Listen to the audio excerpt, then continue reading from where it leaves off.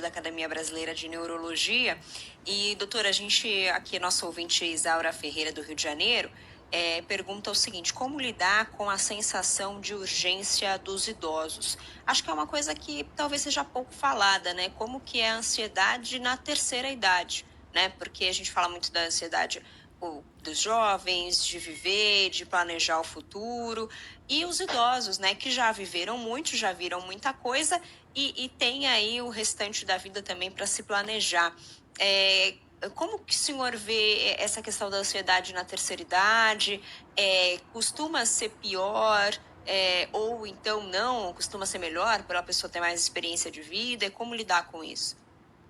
Pergunta excelente, é um assunto muito pouco falado e é um tabu, saúde mental na terceira idade. Os idosos padecem muito por depressão, por ansiedade e até algumas formas de esgotamento. Na terceira idade, você tem um consumo da saúde física, o que já aumenta o risco de depressão e ansiedade. Na terceira idade, você tem polifarmácia, múltiplos medicamentos. Na terceira idade, e aí falando especificamente também do Brasil, existem problemas financeiros, porque o custo de vida aumenta, existe um achatamento nos ganhos por conta do nosso sistema previdenciário absolutamente insuficiente. Então o idoso ele pode padecer por formas graves e exuberantes de ansiedade. E na pandemia, pouco se falou sobre isso, porque os idosos foram os que mais sentiram. Os idosos perderam seus cônjuges, seus amigos, porque a mortalidade foi maior na terceira idade. Os idosos foram os primeiros a serem trancados, entre aspas, ou isolados da sociedade até por esse risco. E o tempo do idoso é diferente. Uma coisa é um ano na vida de um jovem preso numa pandemia. Outra coisa é um ano de alguém com 80 anos, 85 anos. O tempo do idoso é diferente.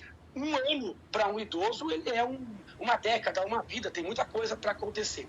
E eu, como neurologista, como médico e como médico que vê muito idosos, a gente sabe que a gente lutou a vida inteira pelo contrário, né? Que os idosos saíssem de casa, fossem trabalhar e participassem. E agora a gente teve que, por 2 anos, até um pouco mais que isso, falar o contrário, né? Que os idosos teriam que ficar em casa. Para piorar, a gente deu ao idoso uma ferramenta que ele não domina, né? Que é a ferramenta tecnológica. Muitos não conseguiam escapar do isolamento, da solidão, e também não conseguem fazer telechamada, usar o Skype, usar o computador e a internet. Então a gente tem que discutir muito isso, além do pensamento às vezes mais conservador do idoso. Então os idosos sofreram bastante e muitos adoeceram. Então, nesse momento é muito importante, primeiro, sanar a solidão e, em sequência, discutir a saúde mental, levando esse idoso de volta ao atendimento psicológico, ao atendimento médico